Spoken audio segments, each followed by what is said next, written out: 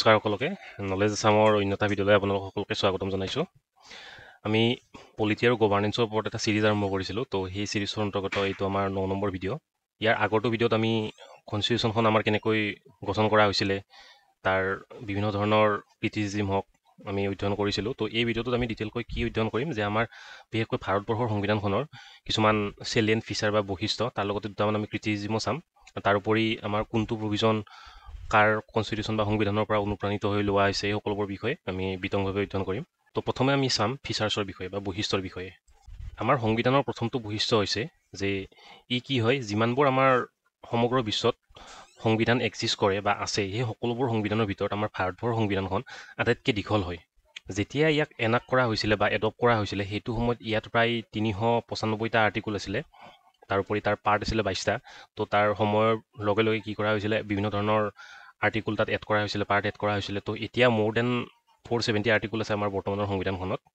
তো সেয়েহে ইয়াক কোৱা হয় লেণ্ডিয়েষ্ট কনষ্টিটিউশ্যনছ অফ দ্য ৱৰ্ল্ড বুলিও। ইয়াৰ দ্বিতীয়টো বৈশিষ্ট্য হৈছে যে ড্ৰন ফ্ৰম ভেৰিয়াছ চ'ৰ্চেছ, অৰ্থাৎ আমাৰ সংবিধানৰ যিমানবোৰ প্ৰভিজন আছে তাৰ মেক্সিমাম কি কৰা হৈছে, বিভিন্ন ধৰণৰ সংবিধানেই হওক বা আমাৰ ব্ৰিটিছ ইণ্ডিয়াত যিবোৰ ল বা আইন কানুন পাছ কৰা হৈছিলে সেইসমূহৰ পৰা কি কৰা হৈছে, এক্সট্ৰেক্ট কৰা হৈছে। উদাহৰণস্বৰূপে আমাৰ 1935 চনৰ যিখন গভৰ্ণমেণ্ট অফ ইণ্ডিয়া এক্ট আছিলে তাৰ পৰাই প্ৰায় 250টাতকৈ অধিক প্ৰভিজন লোৱা হৈছিলে। তো তেনেকুৱা ধৰণৰ। ইয়াৰ আন এটা বৈশিষ্ট্য হৈছে যে ই ৰিজিডিটি আৰু ফ্লেক্সিবিলিটিৰ ব্লেণ্ড হয়। মানে কি হয়, কিছুমান ইয়াৰ আগৰ ভিডিঅ'টোত আপোনালোকক কৈছিলোঁ যে সংবিধান কেনেকুৱা ধৰণৰ থাকিব পাৰে। তাৰ এটা পইণ্ট আছিলে যে সংবিধান আইদাৰ ৰিজিড হ'ব পাৰে বা ফ্লেক্সিবল হ'ব পাৰে। ৰিজিড মানে কেনেকুৱা ধৰণৰ যে যদিহে মানে কনষ্টিটিউশ্যনত বা সংবিধানত কোনো ধৰণৰ সংশোধন কৰিবলগীয়া হয়, সেই সংশোধনটো যদিহে মানে কি হয়, তাৰ প্ৰক্ৰিয়াটো জটিল হয়, তেতিয়াহ'লে তাক বা সংবিধানখনক কি বুলি কোৱা হয়, ৰিজিড বুলি কোৱা হয়। উদাহৰণস্বৰূপে আমেৰিকাৰ যিখন সংবিধান এইখন যথেষ্ট পৰিমাণে কি হয়, ৰিজিড হয়। তাক এমেণ্ড কৰাটো ইমান মানে ইজি নহয়। তাৰোপৰি ফ্লেক্সিবল মানে কি হৈছে যে উদাহৰণস্বৰূপে যদিহে আমি ব্ৰিটেইনৰ যিখন সংবিধান সেইখন ধৰি লওঁ, সময় সাপেক্ষে বা পৰিস্থিতি সাপেক্ষে মানুহৰ বা জনসাধাৰণৰ যিমানবোৰ এম্বিশ্যন বা এছপিৰেশ্যন সেইবোৰ ফুলফিল কৰাৰ কাৰণে সময় সাপেক্ষে তাত সংশোধন হৈ থাকে। তাত মানে এমেণ্ডমেণ্ট কৰাটো খুবেই ইজি হয়। তো সেইকাৰণে তাক কি বুলি কোৱা হয়, ফ্লেক্সিবল কোৱা হয়। কিন্তু আমাৰ ইণ্ডিয়াৰ ক্ষেত্ৰত আমাৰ সংবিধানখন কি হয়, ৰিজিড, সম্পূৰ্ণৰূপে ৰিজিডো নহয় আৰু সম্পূৰ্ণৰূপে ফ্লেক্সিবলো নহয়। অৰ্থাৎ উদাহৰণস্বৰূপে যদিহে আমি ধৰি লওঁ, যেতিয়া ছুপ্ৰিম কোৰ্টে বেছিক ষ্ট্ৰাকচাৰৰ কনচেপ্টটো দিছিলে, তো তেতিয়া তাৰ পৰৱৰ্তী সময়ছোৱাৰ পৰা আমাৰ সংবিধানৰ যিটো সংশোধনী প্ৰক্ৰিয়া সেইটো এনেকুৱা ধৰণৰ যে আমাৰ সংবিধানৰ যিখিনি বেছিক ষ্ট্ৰাকচাৰ আছে, বেছিক ষ্ট্ৰাকচাৰৰ যিটো ডেফিনেশ্যন সেইটো আমাক ছুপ্ৰিম কোৰ্টে দিয়া নাই, কিন্তু ছুপ্ৰিম কোৰ্টৰ বিভিন্ন ধৰণৰ জাজমেণ্টৰ দ্বাৰা এই বেছিক ষ্ট্ৰাকচাৰৰ কনচেপ্টটো ইভল্ভ হৈ আছে। তাৰ যিটো পেৰিমিটাৰ সেইটো বাঢ়ি বাঢ়ি গৈ আছে। তো তাৰ উদাহৰণস্বৰূপে যদি আমি ক'বলৈ যাওঁ, ফাণ্ডামেণ্টেল ৰাইটছেই হওক, তাৰপিছত আমাৰ যিটো ইণ্ডিয়াৰ ছেকুলাৰ নেচাৰ হওক, তো তেনেকুৱা ধৰণৰ ফিচাৰ্ছবোৰ কি হয়, তদুপৰি independence of judiciary, separation of power, এই সকলোবোৰ কি হয়, সাধাৰণতে সংবিধানৰ বেছিক ষ্ট্ৰাকচাৰ হয়। তো এই বেছিক ষ্ট্ৰাকচাৰক বাদ দি আমাৰ সংবিধানৰ যিকোনো পাৰ্টে কি কৰিব পাৰি, সংশোধন কৰিব পাৰি। তাৰোপৰি ইয়াতে আপোনালোকক আৰু এটা কথা কৈ থৈ দিওঁ, এইটো এক্সামত প্ৰায় আহি থকা দেখা গৈছে যে প্ৰিএম্বুলটো সংবিধানৰ পাৰ্ট হয়নে নহয় আৰু ইয়াক এমেণ্ড কৰিব পাৰি নে নোৱাৰি। হয়, নিঃসন্দেহে প্ৰিএম্বুলটো তেতিয়ালৈকে এমেণ্ড কৰিব পাৰি যেতিয়ালৈকে কি হয়, ই আমাৰ যিটো বেছিক ষ্ট্ৰাকচাৰ সেই বেছিক ষ্ট্ৰাকচাৰটোক উলংঘা নকৰে, তেতিয়ালৈকে তাক সংশোধন কৰিব পাৰি। তদুপৰি আন এটা ফিচাৰ হৈছে যে আমাৰ ভাৰতবৰ্ষখন বা ভাৰতবৰ্ষৰ যিটো শাসন প্ৰণালী সেইটো ফেডাৰেল ছিষ্টেম হয় উইথ ইউনিটেৰী বায়াছ। ইয়াৰ মিনিংটো কোৱাৰ আগতে আপোনালোকক কৈ দিছোঁ যে ফেডাৰেশ্যন মানে কি হয়। ইয়াক মই আপোনালোকক উদাহৰণৰ সৈতে বুজাই দিছোঁ। যদিহে আমি আমেৰিকাৰ কথাটো ক'বলৈ যাওঁ, আমেৰিকাৰ ক্ষেত্ৰত কি হৈছিলে, প্ৰায় 50খন ষ্টেটে কি কৰিছিলে, তেওঁলোকৰ যি ইকনমিক আৰু মিলিটাৰী ভালনাৰেবিলিটি সেইটোৰ বিষয়ে তেওঁলোকে অৱগত হৈ 50খন ষ্টেটে কি কৰিছিলে, নিজৰ মাজতে চুক্তি কৰি এখন সংযুক্ত ৰাষ্ট্ৰ গঠন কৰিছিলে। তাক নাম দিছিলে ইউনাইটেড ষ্টেটছ অফ আমেৰিকা, সেইকাৰণে ইউনাইটেড ষ্টেটছ। তো এনেকুৱা ধৰণে হ'ব পাৰে, নহ'লে আৰু আন এটা ধৰণ কেনেকুৱা হ'ব পাৰে যে এখন ডাঙৰ ৰাষ্ট্ৰ আছিলে, সেই ৰাষ্ট্ৰখনৰ কি হ'ল, কিছুমান সৰু সৰু ছেগ্ৰিগেট হৈ গ'ল বা কিছুমান ষ্টেটে কি কৰিলে তাৰ পৰা ওলাই আহিব খুজিলে। তো তেনেকুৱা পৰিস্থিতিত কি হ'ব পাৰে, তেওঁলোকে সেই ৰাষ্ট্ৰসমূহে তেওঁলোকৰ নিজৰ মাজত কোনো ধৰণৰ চুক্তি সম্পাদিত কৰি এখন ফেডাৰেশ্যন গঠন কৰিব পাৰে যে আমি সংযুক্ত হৈ থাকোঁ, কাৰণ যদিহে আমি ছেগ্ৰিগেট হৈ যাওঁ বা ছেপাৰেট হৈ যাওঁ তেতিয়াহ'লে আমি কোনো ধৰণৰ বহিৰাগত শক্তিৰ আক্ৰমণৰ সন্মুখীন হ'ব লাগিব, যিখিনি আমাৰ সমৰ্থতা নাই। তো সেয়েহে আমি ছেগ্ৰিগেট হোৱাতকৈ কিছু পৰিমাণে পাৱাৰ আমাৰ নিজৰ মাজতে শ্বেয়াৰ কৰি লওঁ। তো তাৰপিছত কি কৰোঁ, আমি এখন ফেডাৰেল ষ্টেট এখন গঠন কৰোঁ। তো তেনেকুৱা ধৰণে হ'ব পাৰে। এইটোক যদি আমি ষ্টেণ্ডাৰ্ড টাৰ্মত ক'বলৈ যাওঁ তেতিয়াহ'লে ফেডাৰেশ্যন বাই ডিষ্ট্ৰাকশ্যন বুলি ক'ব পাৰি। তো আমাৰ ইণ্ডিয়াৰ যিখন ফেডাৰেশ্যন, সেই ইণ্ডিয়াৰ ফেডাৰেশ্যনখন পূৰা পিয়'ৰ ফেডাৰেশ্যন নহয়। পিয়'ৰ ফেডাৰেশ্যন এইকাৰণে নহয় যে সাধাৰণতে ফেডাৰেশ্যনত কি হয় উদাহৰণস্বৰূপে মই যে আপোনালোকক ক'লোঁ আমেৰিকাৰ কথা, আমেৰিকাৰ কি হয় ষ্টেটসমূহ আৰু চেণ্টাৰৰ মাজত পাৱাৰৰ মানে ইকুৱেল ডিভিজন আছে আৰু ক্লিয়াৰ কাট ডিভিজন আছে। কিন্তু আমাৰ ভাৰতবৰ্ষৰ ক্ষেত্ৰত যেতিয়া আমি ভাৰতৰ ফেডাৰেশ্যনৰ কথা কওঁ তেতিয়া আমি দেখিবলৈ পাম আমাৰ ষ্টেটসমূহ আৰু চেণ্টাৰৰ মাজত ইকুৱেলি পাৱাৰসমূহ ডিভাইড হোৱা নাই। মেজৰিটি পাৱাৰ আমাৰ চেণ্টাৰৰ হাতত আছে, তাৰ কিছু পৰিমাণে ৰেচিডুৱেল পাৱাৰ ষ্টেটক দিয়া হৈছে আৰু কিছুমান এনেকুৱা পাৱাৰ আছে য'ত মানে চেণ্টাৰ আৰু ষ্টেটে লগ হৈ সেই পাৱাৰখিনি এক্সিকিউট কৰে। কিন্তু তাতেও কি হয় চেণ্টাৰৰ প্ৰাধান্যতাটো বেছি হয়।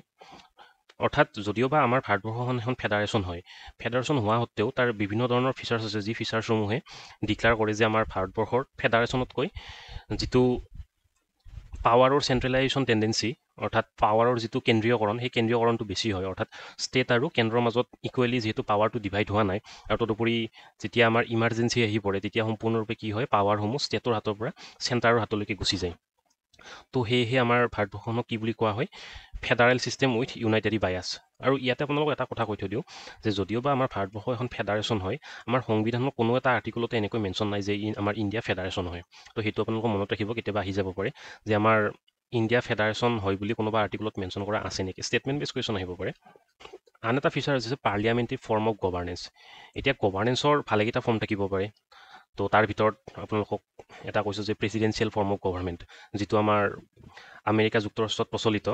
তাত মানে কি হয় অৰ্থাৎ প্ৰেচিডেঞ্চিয়েল ফৰ্ম অফ গভাৰ্ণমেণ্টত যিটো এক্সিকিউটিভ বডি থাকে আৰু লেজিছলেটিভ বডি থাকে, সেই এক্সিকিউটিভ আৰু লেজিছলেটিভ বডিৰ মাজত পাৱাৰৰ মানে ক্লিয়াৰ কাট ডিভিজন থাকিব। অৰ্থাৎ এইখিনি ডমেইনত অকল এক্সিকিউটিভ বডিয়ে কি কৰিব ফাংচন কৰিব আৰু এইখিনি ডমেইনৰ ভিতৰত আমাৰ যিটো লেজিছলেটিভ বডি থাকিব সেই লেজিছলেটিভ বডিটো কি কৰিব তেওঁলোকৰ যি পাৱাৰ সেই পাৱাৰ তেওঁলোকে এক্সিকিউট কৰিব। অৰ্থাৎ ক্লিয়াৰ কাট ডিভিজন। ইয়াত তেওঁলোকৰ মাজত কোনো ধৰণৰ কোঅপাৰেশ্যন নাথাকে। কিন্তু তাৰ পৰিৱৰ্তে যিটো পাৰ্লিয়ামেণ্টাৰী ফৰ্ম অফ গভাৰ্নেন্স এইটো সাধাৰণতে ব্ৰিটিছৰ পৰা লোৱা হৈছে। তাত সাধাৰণতে কি হয় এই এক্সিকিউটিভ বডি আৰু লেজিছলেটিভ বডিৰ মাজত এটা কোঅপাৰেশ্যন থাকে। অৰ্থাৎ আমি যদি চাবলৈ যাওঁ আমাৰ যিটো লেজিছলেটিভ বডি আছে, অৰ্থাৎ যদি আমি ধৰি লওঁ লোকসভা, এই লোকসভাৰ যিসমূহ মেম্বাৰ আছে সেই মেম্বাৰসমূহে কি কৰে চৰকাৰ যাৰ মেজৰিটি আছে যিটো পাৰ্টীৰ সেই পাৰ্টিটোৱে চৰকাৰ গঠন কৰে আৰু চৰকাৰ গঠনটো কৰি কেতিয়াবা কি কৰে এক্সিকিউটিভৰ ভূমিকাত অৱতীৰ্ণ হয়। অৰ্থাৎ যিহেতু এই এক্সিকিউটিভসমূহ এই লেজিছলেশ্যন বা লেজিছলেটিভ কাউঞ্চিলৰো মেম্বাৰ হয়, তো সেয়েহে মানে কি কয় আমাৰ যিটো ছিষ্টেম গভাৰ্নেন্সৰ সেইটোক পাৰ্লিয়ামেণ্টাৰী ফৰ্ম অফ গভাৰ্নেন্স বুলি কোৱা হয়। আন এটা পইণ্ট হৈছে যে আমাৰ ভাৰতবৰ্ষৰ ক্ষেত্ৰত পাৰ্লিয়ামেণ্টাৰী ছ'ভেৰেণ্টি আৰু জুডিচিয়েল ছুপ্ৰিমেচি এই দুটাৰ ব্লেণ্ড হয়। অৰ্থাৎ ইয়াৰ মিনিং এটা আপোনালোকক কৈ দিছোঁ। পাৰ্লিয়ামেণ্টাৰী ছ'ভেৰেণ্টি মানে কি হয় যে পাৰ্লিয়ামেণ্টে সাৰ্বভৌম, অৰ্থাৎ যিখন হাউচ থাকিব আপাৰ হাউচ বা লোৱাৰ হাউচ, সেই আপাৰ হাউচ বা লোৱাৰ হাউচে কি হ'ব মানে ছুপ্ৰিম বডি হ'ব। অৰ্থাৎ তেওঁলোকে যিসমূহ ল বা আইন কানুন পাছ কৰিব সেই আইন কানুনসমূহৰ ওপৰত জুডিচিয়েৰীৰ কোনো ধৰণৰ ইণ্টাৰফেৰেঞ্চ কৰিব নোৱাৰিব। অৰ্থাৎ জুডিচিয়েৰী তাত কোনো ধৰণে ইনভল্ভ হ'ব নোৱাৰিব। তো তেনেকুৱা ধৰণৰ। আনহাতে জুডিচিয়েল ছুপ্ৰিমেচি মানে কি হৈছে যে যদি ছাপ'জ ধৰি ল'লোঁ লেজিছলেচাৰে কোনো এখন ল এখন পাছ কৰিছে আৰু সেই লখন মানে কি হয় সেই দেশখনৰ যি সংবিধান সেই সংবিধানৰ এগেইনষ্টত হয়, তেতিয়াহ'লে কি কৰিব পাৰে জুডিচিয়েৰীয়ে এই লখনক মানে ভইড বুলি ঘোষণা কৰিব পাৰে। ভইড মানে কি যে এইখনক তেওঁলোকে ফিউটাইল কৰি দিব পাৰে। অৰ্থাৎ যে এইখন আমাৰ দেশত এপ্লাই হ'ব নোৱাৰে, গতিকে এইখন আমি ষ্ট্ৰাক ডাউন কৰি দিলোঁ, তো এইখন এপ্লিকেবল নহ'ব আমাৰ এই দেশখনত। তো সেইটো হৈছে জুডিচিয়েল ছুপ্ৰিমেচি। তো আমাৰ ভাৰতবৰ্ষত কি হয় পাৰ্লিয়ামেণ্টাৰী ছ'ভেৰেণ্টি যিটো আপোনালোকক বুজাই দিলোঁ আৰু জুডিচিয়েল ছুপ্ৰিমেচি দুটাৰে মানে ব্লেণ্ড হয়। ব্লেণ্ড মানে কেনেকুৱা ধৰণৰ যে পাৰ্লিয়ামেণ্টে কোনো এটা ফিল্ডত ল এখন পাছ কৰিলে, তো আমাৰ জুডিচিয়েৰী কি কৰিব পাৰে যদিহে ইচ্ছা কৰে আৰু তেওঁলোকে যদিহে এইটো অনুভৱ কৰে যে ই আমাৰ কনষ্টিটিউশ্যনৰ স্পিৰিটৰ এগেইনষ্টত হয়, তেতিয়াহ'লে কি কৰিব পাৰে সেই লখনক ষ্ট্ৰাক ডাউন কৰিব পাৰে। যদিও বা জুডিচিয়েৰীৰ লেজিছলেশ্যনৰ ক্ষেত্ৰত কোনো ধৰণৰ ভূমিকা নাই, কিন্তু তেওঁলোকে কি কৰে আমাৰ যিখন কনষ্টিটিউশ্যন থাকে সেই কনষ্টিটিউশ্যনখনৰ গাৰ্ডিয়ান হিচাপত কি কৰে তেওঁলোকে লেজিছলেচাৰৰ যিসমূহ কাৰ্যপ্ৰণালী সেই কাৰ্যপ্ৰণালীসমূহৰ ওপৰত চকু ৰাখে। কিন্তু তাৰ মিনিং এইটো নহয় যে জুডিচিয়েৰী ছুপ্ৰিম হয়, জুডিচিয়েৰী কোনো ধৰণৰ ল বা আইন কানুন পাছ কৰিব পাৰিব, তেনেকুৱা ধৰণৰো নহয়। তো সেইকাৰণে আমাৰ এই ছিষ্টেমটো কি বুলি কোৱা হয় পাৰ্লিয়ামেণ্টাৰী ছ'ভেৰেণ্টি আৰু জুডিচিয়েল ছুপ্ৰিমেচিৰ মিশ্ৰণ বুলি কোৱা হয়। তদুপৰি আন এটা বৈশিষ্ট্য হৈছে যে আমাৰ যিটো জুডিচিয়েৰী ছিষ্টেম সেই জুডিচিয়েৰী ছিষ্টেমটো কি হয় ইণ্টিগ্ৰেটেড আৰু ইণ্ডিপেণ্ডেণ্ট হয়। অৰ্থাৎ তাৰ মিনিংটো এনেকুৱা ধৰণৰ যে একেবাৰে আমাৰ এপেক্সত থাকে ছুপ্ৰিম কোৰ্ট, ছুপ্ৰিম কোৰ্টত থাকে বিভিন্ন ধৰণৰ হাইকোৰ্টসমূহ, তো হাইকোৰ্টৰ তলত বিভিন্ন ধৰণৰ ডিষ্ট্ৰিক্ট লেভেলৰ যিসমূহ কোৰ্ট থাকে সেই কোৰ্টসমূহ থাকে। তো আমাৰ এই জুডিচিয়াৰী যিটো ছিষ্টেম সেই গোটেইটো মানে ইণ্টিগ্ৰেটেড হয়। অৰ্থাৎ যদিহে আমি ছাপ'জ ধৰি ল'লোঁ ডিষ্ট্ৰিক্ট কোৰ্টত কিবা এটা আমি কেছ এটা ফাইল কৰিছিলোঁ, কেছ এটা চলি আছিলে, তাৰ যিটো জাজমেণ্ট তাৰ দ্বাৰা আমি সন্তুষ্ট নহ'লোঁ, দেন আমি হাইকোৰ্টত এপিল কৰিব পাৰোঁ।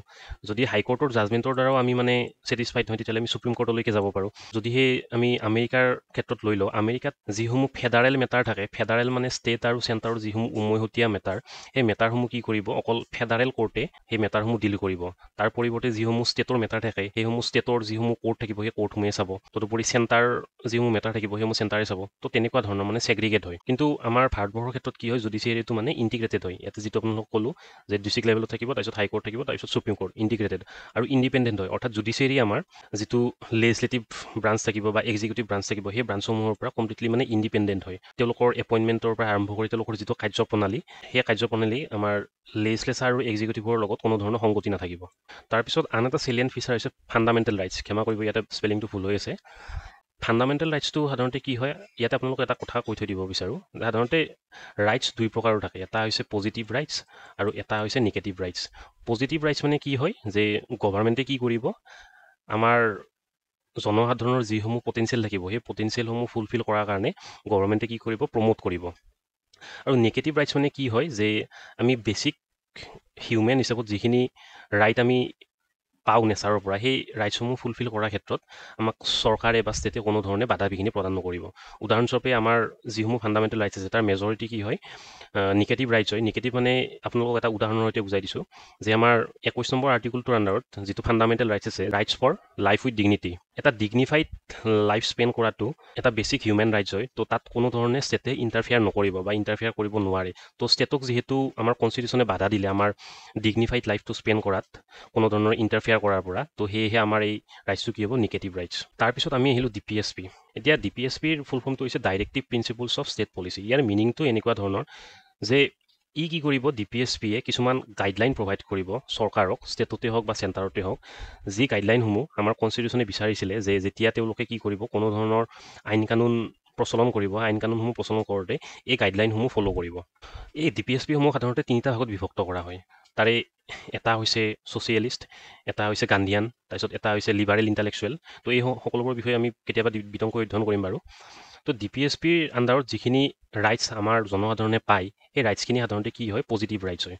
পজিটিভ ৰাইটছ এইকাৰণে যে আমাৰ কনষ্টিটিউশ্যনে কি কৰিছে, চৰকাৰক এই DPSPৰ দ্বাৰা আমাৰ জনসাধাৰণৰ যাতে যিসমূহ পটেঞ্চিয়েল বা প্ৰতিভা থাকে, এই প্ৰতিভাসমূহৰ যাতে পূৰ্ণ বিকাশ হয়, তাৰ কাৰণে গভৰ্ণমেণ্টক বিভিন্ন ধৰণৰ ইনিচিয়েটিভ বা কাৰ্য সম্পাদিত কৰিবৰ কাৰণে কি কৰে, ইনিচিয়েটিভ প্ৰভাইড কৰে।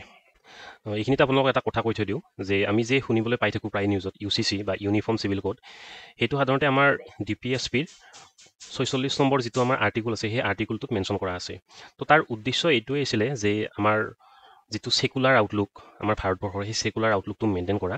ইয়াৰ আণ্ডাৰত কি কৰা হয়, মানে যিসমূহ আমাৰ পাৰ্চনেল ল আছে, উদাহৰণস্বৰূপে যদিহে এজন হিন্দুৱে বিয়া পাতিবলৈ যায়, তেতিয়াহ'লে তেওঁ কি কৰিব, হিন্দু লজ ফ'ল' কৰিব, বা উত্তৰাধিকাৰীৰ ক্ষেত্ৰতো তেওঁ হিন্দু লজ ফ'ল' কৰিব।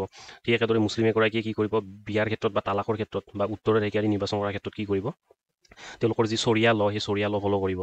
তো এই UCCৰ মেইন এজেণ্ডা এইটোৱেই আছিলে, যে ইয়াৰ দ্বাৰা কি কৰা হ'ব, আমাৰ যিসমূহ পাৰ্চনেল ল থাকিব, সেই পাৰ্চনেল লসমূহ নাইকিয়া কৰি এখন মানে ইউনিফাইড ল এটা আনিব, আমব্ৰেলা ল এটা আনিব, যিটোৰ আণ্ডাৰত আমাৰ যিসমূহ পাৰ্চনেল মেটাৰ আছে, বিয়াৰ পৰা আৰম্ভ কৰি ছাকচেছনলৈকে, এই সকলোবোৰ মেটাৰ কি কৰিব, ই ডিল কৰিব। তদুপৰি আপোনালোকক এইখিনিত এটা কুৱেশ্যন এটা সুধোঁ, যে আমাৰ কোনটো DPSPয়ে মাদকজাত দ্ৰব্য নিবাৰণ কৰিবৰ কাৰণে চৰকাৰক আহ্বান কৰে। তো তাৰ এনচাৰটো আপোনালোকে কমেণ্টৰ দ্বাৰা আমাক জনাব পাৰে। তাৰপিছত আমি আহিছোঁ ফাণ্ডামেণ্টেল ডিউটিজলৈকে। ইও এটা আমাৰ সংবিধানৰ গুৰুত্বপূৰ্ণ অংগ হয়। যেতিয়া অৰিজিনেলি আমাৰ সংবিধানখন এনাক্ট কৰা হৈছিলে, তেতিয়া তাত ফাণ্ডামেণ্টেল ডিউটিজ বুলি কোনো ধৰণৰ বস্তু নাছিলে। কিন্তু পৰৱৰ্তী সময়ত প্ৰায় 42 নম্বৰ যি সংশোধন হৈছিলে, সেই সংশোধনৰ দ্বাৰা কি কৰা হৈছিলে, এটা 51A নামৰ আৰ্টিকুল এটা ইনচাৰ্ট কৰা হৈছিলে কনষ্টিটিউশ্যনত, আৰু সেই আৰ্টিকুলটোৰ আণ্ডাৰত প্ৰায় 11টা ফাণ্ডামেণ্টেল ডিউটিজ ইনকৰ্পৰেট কৰা হৈছিলে। এই কনচেপ্টটো এইকাৰণে অনা হৈছিলে, যে ডিউটি নোহোৱাকৈ ৰাইটছৰ যি ভেলু, সেই ভেলুটো সাধাৰণতে হ'লো হয়। অৰ্থাৎ ডিউটি অবিহনে ৰাইটছৰ কোনো ধৰণৰ ভেলু নাথাকে। তো ডিউটি আৰু ৰাইটছ এটা আনটোৰ পৰিপূৰক। যেতিয়া জনসাধাৰণে কি কৰিব, নিজৰ ডিউটি সম্পাদিত কৰিব, তো তেতিয়া কি হ'ব, ৰাইটছ অট'মেটিক ফুলফিল হ'ব। উদাহৰণস্বৰূপে যদি আমি ক'বলৈ যাওঁ, যদিহে গভৰ্ণমেণ্টৰ যিসমূহ বিউৰ'ক্ৰেটছ থাকে যিয়ে আমাৰ ল' পলিচি ফৰ্মুলেট কৰে তেওঁলোকৰ যদি নিজৰ ডিউটিসমূহ সম্পাদিত কৰে ইথিকেলি, উদাহৰণস্বৰূপে কাৰো লাইফ হাৰ্ম নকৰে বা তেওঁলোকৰ ইণ্টেনশ্যন এইটো নহয় যে কাৰোবাৰ কিবা ধৰণে ইকনমিকেলি হওক পলিটিকেলি কিবা হাৰ্ম হওক, তো অট'মেটিকেলি তেওঁলোকে যি ল' ফ'ল' কৰিব সেই লসমূহ আমাৰ জনসাধাৰণৰ ফেভাৰতে হ'ব। তো তেওঁলোকে যেতিয়া ডিউটি ফুলফিল কৰিলে তাৰ ফলস্বৰূপে আমাৰ জনসাধাৰণৰ যি ৰাইটছ আছিলে সেই ৰাইটছসমূহ ফুলফিল হ'ব। তো তেনেকুৱা ধৰণৰ ডিউটি আৰু ৰাইটছ মানে এটা আনটোৰ পৰিপূৰক। যদি মই মোৰ ডিউটি সম্পাদিত কৰোঁ তেতিয়াহ'লে তাৰ এগেইনষ্টত কি হ'ব, কাৰোবাৰ যি ৰাইটছ সেই ৰাইটছ ফুলফিল হ'ব। আন এটা ফিচাৰ হৈছে যে ছেকুলাৰ ষ্টেটছ। আমাৰ ভাৰতবৰ্ষখন কি হয়, ছেকুলাৰ হয়। যদিও বা ছেকুলাৰ হয়, ইনিচিয়েলি কি কৰা হৈছিলে, আমাৰ ছেকুলাৰ শব্দটো প্ৰিএম্বুলত মেনশ্যন কৰা নাছিলে, কিন্তু যেতিয়া পৰৱৰ্তী সময়ত সংশোধন হ'ল সেই সংশোধনত কি কৰা হৈছিলে, প্ৰিএম্বুলত এই ছেকুলাৰ শব্দটো লগাই দিয়া হৈছিলে। ছেকুলাৰ মানে হৈছে ধৰ্মনিৰপেক্ষ। এতিয়া ছেকুলাৰ শব্দটোৰ দুই ধৰণৰ এছপেক্ট আছে, এটা হৈছে পজিটিভ ছেকুলাৰিজিম আৰু এটা হৈছে নিগেটিভ ছেকুলাৰিজিম। পজিটিভ ছেকুলাৰিজিম আমাৰ যিটো ইণ্ডিয়াত ফ'ল' হয় তাৰ মিনিংটো এনেকুৱা ধৰণৰ, আমাৰ গভাৰ্মেণ্টে কি কৰিব, কোনো ধৰণৰ ধৰ্মক বাছ বিচাৰ নকৰাকৈয়ে সকলো ধৰ্মকে কি কৰিব, ইকুৱেলি মানে প্ৰমোট কৰিব। উদাহৰণস্বৰূপে আমাৰ গভাৰ্মেণ্টে চাপ'জ ধৰি ল'লোঁ মন্দিৰকো দান কৰিলে, মছজিদকো দান কৰিলে, সেই গুৰুদ্বাৰা তাকো দান কৰিলে নিৰ্মাণৰ কাৰণে, তো তেনেকুৱা ধৰণৰ। কিন্তু যিটো ছেকুলাৰিজিমৰ ৱেষ্টাৰ্ণ কনচেপ্ট, অৰ্থাৎ পাশ্চাত্যত যিটো ছেকুলাৰিজিমৰ প্ৰচলন আছে, সেইটো সাধাৰণতে কি হয়, ছেকুলাৰিজিমৰ নিগেটিভ ভাৰ্জন হয়। নিগেটিভ এইকাৰণে যে তাত ষ্টেট আৰু ধৰ্মৰ মাজত একদম ক্লিয়াৰ কাট ডিভিজন আছে, অৰ্থাৎ ষ্টেটে কোনো ধৰণে ৰিলিজন বা ধৰ্মত ইণ্টাৰফেয়াৰ নকৰে, প্ৰমোটো নকৰে আৰু কোনো ধৰণৰ ৰিলিজিয়াছ এক্টিভিটি সম্পাদিত কৰিবৰ কাৰণে বাধাও নিদিয়ে। তো সেইকাৰণে তেওঁলোকৰ কনচেপ্টটো কি বুলি কোৱা হয়, নিগেটিভ ছেকুলাৰিজিম বুলি কোৱা হয়। আৰু আমাৰ ভাৰতবৰ্ষটো কি বুলি কয়, পজিটিভ সেইকাৰণে যে ই কি কৰে, আমাৰ যিমানবোৰ ধৰ্ম আছে সকলোবোৰ ধৰ্মকে ইকুৱেলি প্ৰমোট কৰে। তাৰপিছত আন এটা পইণ্ট হৈছে universal adult franchise. Universal adult franchise মানে কি হয়, যে এটা পাৰ্টিকুলাৰ বয়সৰ পিছত জাতি ধৰ্ম নিৰ্বিশেষে সকলো জনসাধাৰণকে কি কৰা হ'ব, ভোটদানৰ বা তেওঁলোকৰ মতদানৰ অধিকাৰ প্ৰদান কৰা হ'ব, যি পলিটিকেল ডেম'ক্ৰেচিত পাৰ্টিচিপেশ্যনৰ যিটো এম্বিশ্যন সেইটো ফুলফিল কৰিব। এইটো সাধাৰণতে ইনিচিয়েলি 21 ইয়াৰ্ছ কৰা হৈছিলে আমাৰ সংবিধানত, কিন্তু 61 নম্বৰ সংশোধনৰ দ্বাৰা কি কৰা হৈছিলে, এই 21 বছৰৰ পৰা এইটো কমাই আনি 18 বছৰ কৰি দিয়া হৈছিলে। তাৰপিছত নেক্সট আন এটা প্ৰভিজন হৈছে ছিংগল চিটিজেনশ্বিপ। ছিংগল চিটিজেনশ্বিপ মানে কেনেকুৱা ধৰণৰ, এইটো বুজাবৰ কাৰণে মই আপোনালোকক আমেৰিকাৰ এক্সাম্পলটো দিম, যে আমেৰিকা কি হয়, ফেডাৰেশ্যন হয় 50খন ষ্টেটৰ। তাত কি কৰা হয়, জনসাধাৰণৰ দুই ধৰণৰ চিটিজেনশ্বিপ থাকে। এক ধৰণৰ চিটিজেনশ্বিপ হৈছে গোটেই সমগ্ৰ আমেৰিকাৰ চিটিজেনশ্বিপ, আৰু এটা চিটিজেনশ্বিপ হৈছে তেওঁ যিখন ষ্টেটত বসবাস কৰে। অৰ্থাৎ এই যে 50খন ষ্টেট আছে, এই গোটেইখন ষ্টেটৰ জনসাধাৰণৰ কি হ'ব, চিটিজেনশ্বিপ বেলেগ বেলেগ হ'ব। তো এইটো হৈছে ডুৱেল চিটিজেনশ্বিপ। কিন্তু আমাৰ ভাৰতবৰ্ষৰ ক্ষেত্ৰত তেনেকুৱা ধৰণৰ প্ৰভিজন নাই। ইয়াত আপুনি যিখন ষ্টেটতে বসবাস নকৰক কেলে, বা যিখন ইউনিয়ন টেৰিটৰিতে বসবাস নকৰক, ইয়াত কি কৰা হ'ব, আপোনাক মাত্ৰ এটাই নাগৰিকত্ব দিয়া হ'ব, আৰু সেইটো হৈছে ভাৰতবৰ্ষৰ নাগৰিকত্ব। আন এটা চেলিয়েণ্ট ফিচাৰ হৈছে যে ইণ্ডিপেণ্ডেণ্ট বডিজ। ইণ্ডিপেণ্ডেণ্ট বডিজ মানে কেনেকুৱা ধৰণৰ, যদিহে মই আপোনালোকক উদাহৰণসমূহ ক'বলৈকে যাওঁ, তেতিয়াহ'লে ধৰি ল'লোঁ কেগ মানে কণ্ট্ৰলাৰ এণ্ড অডিট জেনেৰেল। এই বিষয়ে আমি পৰৱৰ্তী সময়ত ভালকৈ অধ্যয়ন কৰিম বাৰু। তাৰপিছত আপোনাৰ ইলেকশ্যন কমিশ্যন অফ ইণ্ডিয়াই হওক বা UPSC হওক, এই সকলোবোৰ যে বডি আছে, এই সকলোবোৰ বডি সাধাৰণতে কি হয়, কনষ্টিটিউচনেল বডি হয়, আৰু কি হয়, ইণ্ডিপেণ্ডেণ্ট হয়। অৰ্থাৎ তেওঁলোকৰ নিজৰ যি কাৰ্য, সেই কাৰ্য তেওঁলোকে কি কৰে, সংবিধানে তেওঁলোকক যিখিনি মানডেট দিছিলে বা তেওঁলোকক যিখিনি দায়িত্ব দিছিলে সংবিধানে, সেই দায়িত্বখিনি ফুলফিল কৰি তেওঁলোকৰ নিজৰ কাৰ্য সম্পাদিত কৰে। ইয়াত এক্সিকিউটিভ বা লেজিছলেচাৰে কোনো ধৰণৰ ইণ্টাৰফেয়াৰ কৰিব নোৱাৰিব। আন এটা পইণ্ট হৈছে ইমাৰ্জেঞ্চি প্ৰভিজন। যে আমাৰ ভাৰতবৰ্ষৰ ক্ষেত্ৰত সাধাৰণতে তিনি প্ৰকাৰৰ ইমাৰ্জেঞ্চি দেখিবলৈ পোৱা যায়।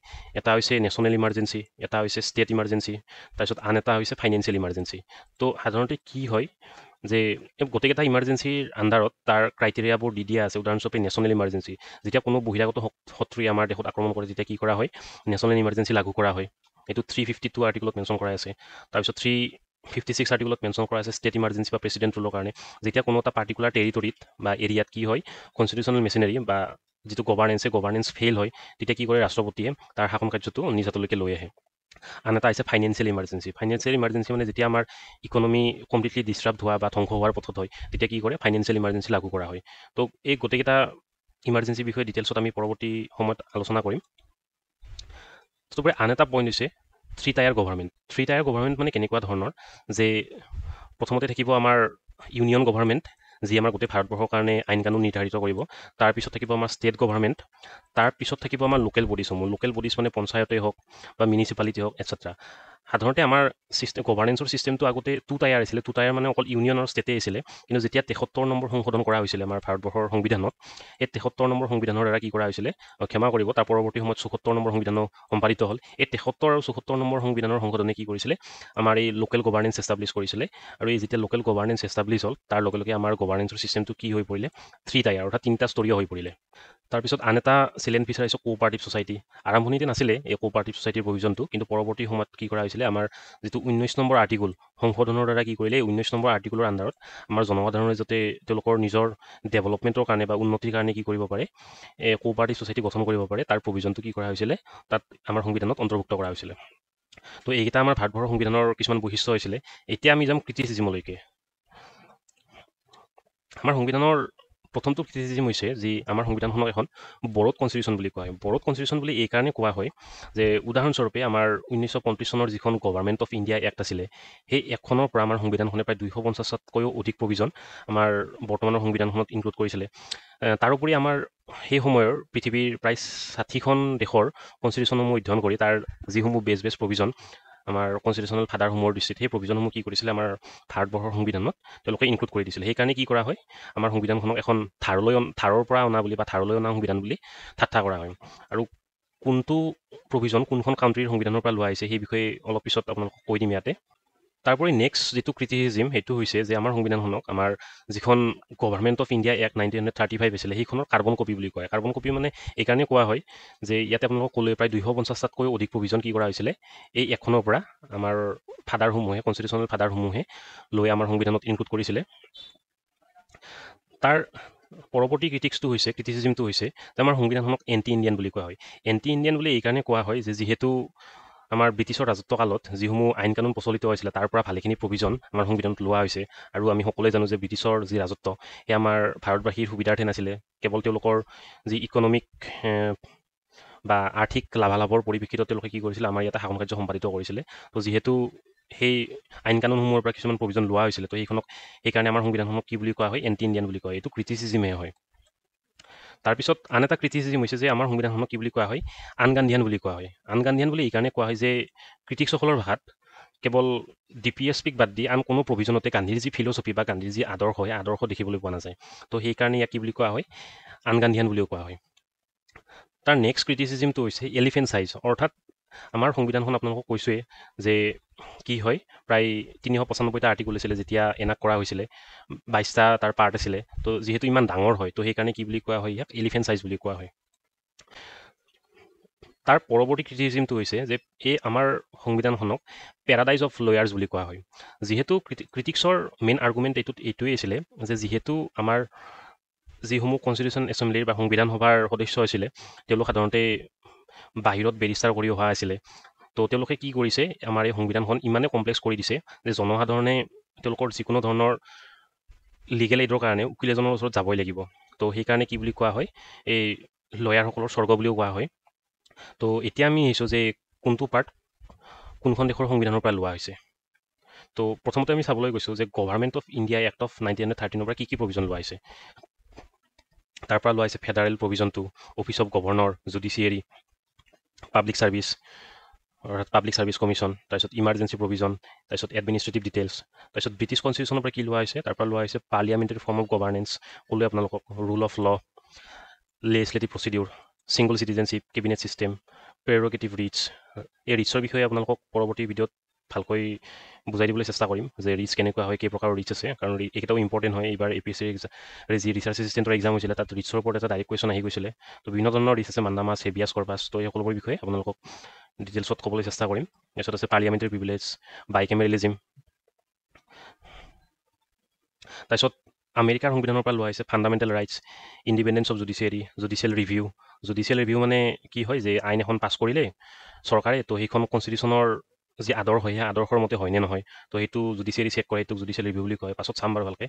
তাৰপিছত ইম্পিচমেণ্ট অফ প্ৰেচিডেণ্ট, অৰ্থাৎ প্ৰেচিডেণ্টক কেনেকৈ বৰ্খাস্ত কৰিব পাৰি, removal of supreme court and high court জাজ, তাৰপিছত পোষ্ট অফ ভাইচ প্ৰেচিডেণ্ট। তাৰপিছত আইৰিছ কনষ্টিটিউশ্যনৰ পৰা লোৱা হৈছে DPSP, তাৰপিছত nomination of member to Rajya Sabha আৰু প্ৰেচিডেণ্টৰ ইলেকশ্যনৰ যিটো মেথড। তাৰপিছত কানাডাৰ সংবিধানৰ পৰা লোৱা হৈছে ফেডাৰেশ্যন উইথ ষ্ট্ৰং চেণ্টাৰ, যিটো আপোনালোকক অলপ আগতে ক'লৈ বুজায়, vesting of residuary power in the centre, অৰ্থাৎ যি ইউনিয়ন লিষ্ট, ষ্টেট লিষ্ট আৰু কনকাৰেণ্ট লিষ্ট থাকে, এই কি বুলি কয় আপোনাৰ যি ষ্টেট লিষ্ট আছে, এইটো কাটি দিবি, অৰ্থাৎ এই ইউনিয়ন লিষ্ট, ষ্টেট লিষ্ট আৰু কনকাৰেণ্ট লিষ্টৰ বাহিৰত যিসমূহ মেটাৰৰ ৰৈ গৈছে বা যিসমূহ মেটাৰৰ পাৱাৰ, সেই পাৱাৰসমূহ কি বুলি কয়, ৰেচিডুৱেৰী পাৱাৰ বুলি কোৱা হয়, সেয়া ষ্টেটক দিয়া হৈছে।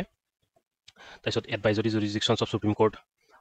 তাৰপিছত আমি আহিছোঁ অষ্ট্ৰেলিয়াৰ কনষ্টিটিউশ্যনলৈকে, তাৰ পৰা লোৱা হৈছে concurrent list, freedom of trade, commerce and intercourse, joint sitting of 2 house of parliament, এইটো ইম্পৰ্টেণ্ট হয়। তাৰপিছত উইমাৰ কনষ্টিটিউশ্যনছ অফ জাৰ্মানী, তাৰ পৰা লোৱা হৈছে emergency provision related to suspensions of fundamental rights, ইমাৰ্জেঞ্চিত ফাণ্ডামেণ্টেল ৰাইটছসমূহ কেনেকৈ ছাছপেণ্ড কৰিব পাৰি। তাৰপিছত এতিয়া ৰাছিয়া বা সেই সময়ৰ যি ছোভিয়েট ইউনিয়ন আছিলে তাৰ পৰা লোৱা হৈছে ফাণ্ডামেণ্টেল ডিউটিছ। তাৰপিছত আইডিয়েলছ অফ জাষ্টিছ, তাৰপিছত ফ্ৰান্সৰ কনষ্টিটিউশ্যনৰ পৰা লোৱা হৈছে republic and the ideas of liberty equality fraternity, যিটো আমাৰ প্ৰিএম্বলত ইনক্লুড কৰা আছে। তাৰপিছত চাউথ আফ্ৰিকাৰ পৰা লোৱা হৈছে procedure for amendment of the constitution, elections of the members of Rajya Sabha. Japanese কনষ্টিটিউশ্যনৰ পৰা লোৱা হৈছে প্ৰচিডিউৰ এষ্টাব্লিছ বাই ল। এই বিষয়ে আপোনালোকক ভালকৈ পঢ়াই দিম বাৰু, যে প্ৰচিডিউৰ এষ্টাব্লিছ ল আৰু ডিউ প্ৰচেছ অফ ল কেনেকুৱা ধৰণৰ হয়। তো আজিলৈ ইমানখিনি আছিলে। এতিয়া আপোনালোকক এটা কুৱেশ্যন দিব বিচাৰিছোঁ যে আমাৰ যিটো DPSP ইনস্পাইৰেশ্যন এইটো ক'ৰ পৰা লোৱা হৈছিলে, অষ্ট্ৰেলিয়া, ফ্ৰান্স, আয়াৰলেণ্ড, ৰাছিয়া। তো যদিহে ভিডিঅ'টো ভাল লাগিছে তেতিয়াহ'লে লাইক, শ্বেয়াৰ, ছাবস্ক্ৰাইব কৰি দিব। তো আজিলৈ ইমানখিনি আছিলে। নেক্সট আমি পৰৱৰ্তী ভিডিঅ'ত আকৌ লগ পাম। ধন্যবাদ।